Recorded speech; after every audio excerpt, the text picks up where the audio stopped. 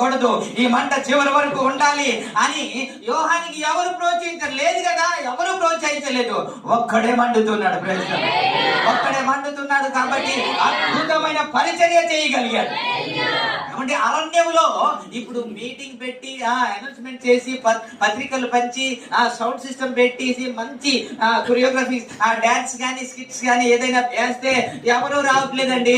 అరణ్యంలో ఆయన కేకలు వేస్తుంటే పట్టణం నుండి అనేక మంది వెళ్ళిపోతున్నారంట దేవునికి ఇస్తుంటారు. అక్కడికి వెళ్ళి ఆయన చెప్పింది, రండి మీరు యేసయ్యను నమ్ముకోండి, మీకు మేలు జరుగుతుంది, మీకు ఆరోగ్యం వస్తుంది, మీకు అప్పులు తీరిపోద్ది. ఇవన్నీ ఏమీ లేదు, ఈవెన్ సర్ప సంతానమా అని తిడుతున్నాడు ఆయన. రాబోయే ఉగ్రత నుండి మీకు తప్పించడానికి ఎవడు మీకు ఉన్నాడు అని మాట్లాడుతున్నాడు ఆయన. ఇలా మాట్లాడుతున్నప్పుడు కూడా వారిలో పశ్చాత్తాపము కలుగుతుందంటే ఆయనలో ఉన్న మంట దేవునికి ఇష్టం. ఎందుకు అంతగా ఆకర్షించబడ్డాడు అంటే మండుతున్నాడండి ఆయన, ప్రభు కొరకు మండుతున్నాడు. ఆ మంట వాళ్ళు చూస్తున్నారు కాబట్టి అధికారులు వస్తున్నారు, సైనికులు వస్తున్నారు, ఉద్యోగం చేసిన వారు ప్రతి ఒక్కరు వస్తున్నారు, ఆయన ఇచ్చిన బాప్తిస్మం పొందుతున్నారంట.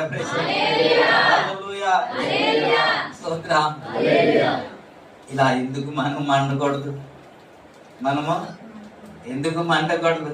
ఈ మంట ఈ సంవత్సరం దేవుడు మన అందరికి ఇచ్చినగా, మన సంఘంలో ఈ మంట ఉంటుందిగా.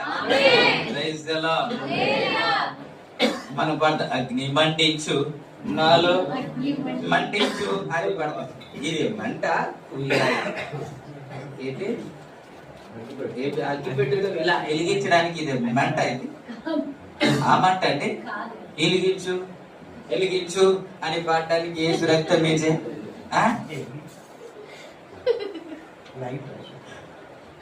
లైటర్ పట్టుకుని వచ్చి వెలిగించురా. ఎలా వెలిగిస్తారు?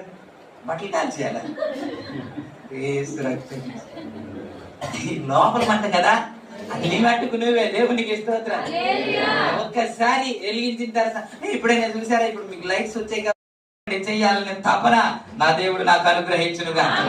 మొదటి మంట మాకు ప్రభు అనుగ్రహించునుగా. మాటలు ప్రభు ఆశీర్వదించునుగా.